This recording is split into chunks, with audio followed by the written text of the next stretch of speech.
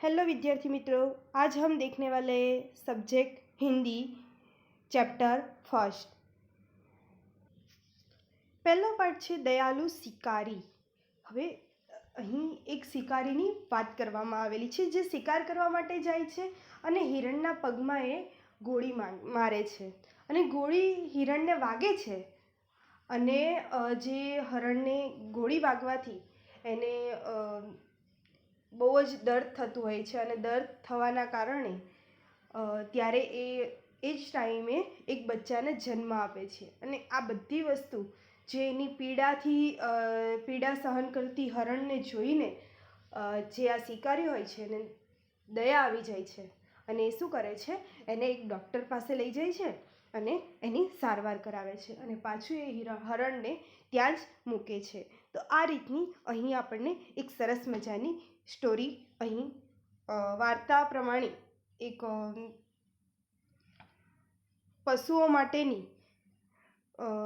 માટે આપણે કઈ રીતના આપણા માનવમાં વ્યવહાર કઈ રીતે હોવો જોઈએ એની અહીં एक सरस रीते बात કરવામાં आवेली है।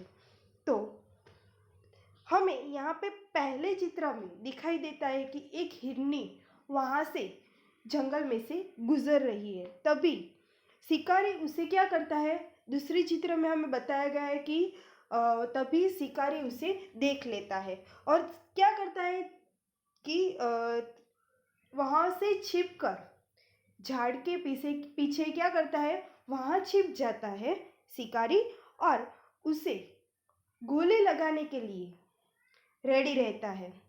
और क्या होता है कि उसी समय जब शिकारी गोली उस पे ताकता है तभी क्या होता है कि हिरण को क्या हो जाता है, उसे पता चलता है और पता लगते ही हिरण क्या करने लगती है, दौड़ने लगती है और दौड़ते दौड़ते वो जो शिकारी गोली चलाता है वो गोली उसे हिरण के पैर में लग जाती है और हिरण के पैर में लगने के कारण वो वहाँ से भाग जाती है हिरण और कहीं सुरक्षित जगह पे जाके वो वहाँ पे रुक जाती है।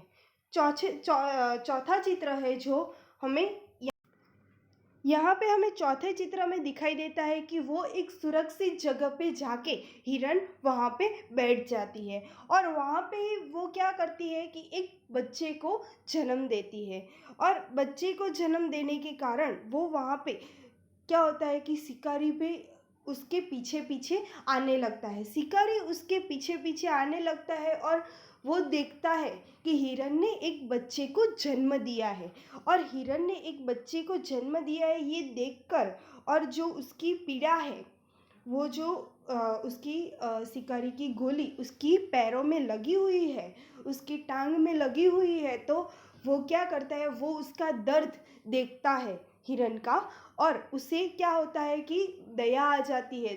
दया आने के कारण वो क्या करने लगता है, उसे मरहम पट्टी करने के लिए डॉक्टर के पास ले जाता है और डॉक्टर के पास लेके वो जा रहा है। यहाँ पे हमें 7वें चित्र में वो दिखाई देता है कि डॉक्टर के पास हिरण को ले जाता है और फिर 8वें चित्र में हिरण के पास से डॉक्टर के पास ले जाके मरहम पट्टी करा के वो वापस छोड़ने के लिए वो कहाँ पे जाता है, जंगल में जाता है और जंगल में उसके बच्चे के पास वो छोड़ के आ जाता है।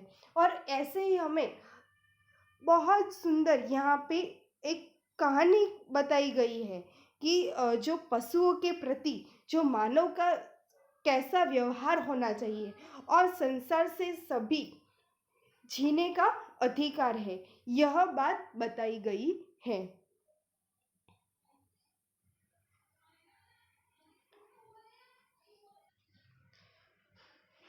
अभ्यास प्रश्न 1, चित्र का अवलोकन करके प्रश्नों के उत्तर दीजिए। हमने चित्र का अवलोकन कर लिया बच्चों, सरस बहुत ही अच्छी चित्र वार्ता हमें यहाँ पे दी गई थी, वो मैंने आपको वार्ता बताई और अब है हम प्रश्न जो हमें यहाँ पे दिए गए हैं वो सॉल्व करेंगे। तो इस चित्र पाठ में किस पशु की बात है, तो इस चित्र पाठ में हिरण पशु की बात की गई है। आपने किन किन पशुओं को देखा है? तो आपने जो भी पशुओं को देखा है वो आपको यहाँ पे लिखना है। तो हमने कुत्ते, बिल्ली, शेर, बाघ, हिरन आदि पशुओं को देखा है। जंगल में कौन कौन से जानवर को देखने को मिलते हैं? तो जंगल में शेर, बाघ, हिरन,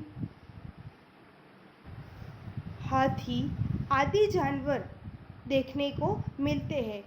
इससे भी ज़्यादा आपको जानवर का नाम लिखना हो तो लिख सकते हो। चित्रपाठ के आधार पर शब्दों की सूची बनाइए। हमें शब्द दिए गए हैं यहाँ पे कि शिकारी और दयालु। एक शिकारी जंगल में शिकार करने के लिए जाता है। फर्स्ट शब्द की सूची हमने बनाई।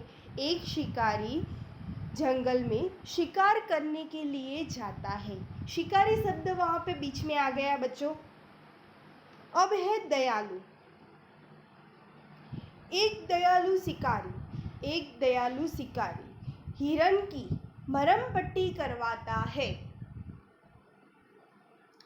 पांचवा है चित्रपाठ के आधार पर चुने गए शब्दों को लेकर वाक्य बनाइए। तो यहाँ पे हमें दिया गया उदाहरण, एक दयालु शिकारी था। तो एक दयालु शिकारी था। तो ऐसे ही हम यहाँ पे जो भी हमें चित्र दिए गए हैं उसका एक एक वाक्य हमें लिखना है। वो जो चित्र है उसका एक एक वाक्य हमें लिखना है। ओके, तो ऐसे आपको अभ्यास जो प्रश्न 1 है वो यहाँ तक कंप्लीट करना है। और जो मैंने चित्र वार्ता की, जो भी वार्ता आपको बताई यहाँ पे वीडियो में, तो वो आपको क्या करनी है, एक बार नोटबुक में लिखनी है। चित्र वार्ता एक बार नोटबुक में लिखनी है और जो अभ्यास है उसको भी एक बार लिखना है, प्रश्न 1। ओके।